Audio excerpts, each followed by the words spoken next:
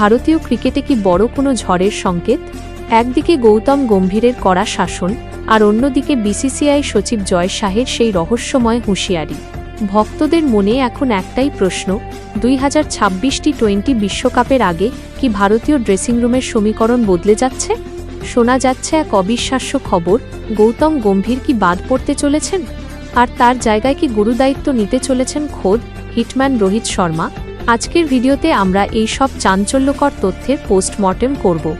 ভিডিওটি শেষ পর্যন্ত দেখুন, কারণ শেষে থাকছে আসল টুইস্ট। সম্প্রতি বিসিসিআই সচিব জয় শাহের একটি বক্তব্য সোশ্যাল মিডিয়ায় দাবানলের মতো ছড়িয়ে পড়েছে। যদিও জয় শাহ সরাসরি গম্ভীরের নাম নেননি, তবে তিনি স্পষ্ট করে দিয়েছেন যে পারফরম্যান্সই শেষ কথা।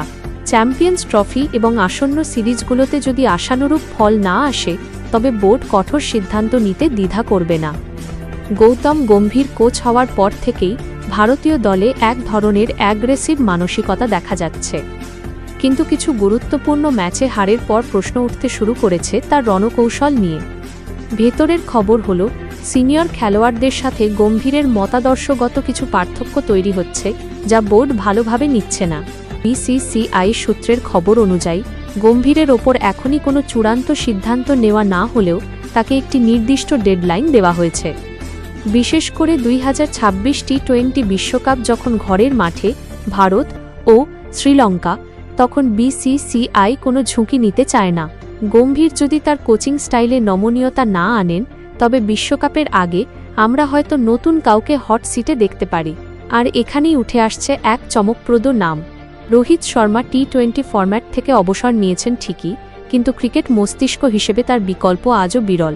ক্রিকেট মহলে গুঞ্জন উঠছে, বোর্ড যদি গম্ভীরকে সরিয়ে দেয়, তবে রোহিত শর্মাকে প্লেয়ার কোচ বা মেন্টর কাম হেড কোচ হিসেবে দেখা যেতে পারে কি? রোহিতের ম্যান ম্যানেজমেন্ট ক্ষমতা দুর্দান্ত। ড্রেসিং রুমে তার উপস্থিতি মানেই প্লেয়ারদের মধ্যে বাড়তি আত্মবিশ্বাস। 2026 বিশ্বকাপে রোহিত যদি ডাগআউটে কোচ হিসেবে বসেন, তবে সেটা হবে ভারতীয় ক্রিকেটের সবচেয়ে বড় মাস্টার স্ট্রোক। যদিও রোহিত এখনও সক্রিয়ভাবে টেস্ট ও ওডিআই খেলছেন, তবে বিশ্বকাপের বিশেষ অ্যাসাইনমেন্টে তাকে দেখা যাওয়ার সম্ভাবনা উড়িয়ে দেওয়া যাচ্ছে না।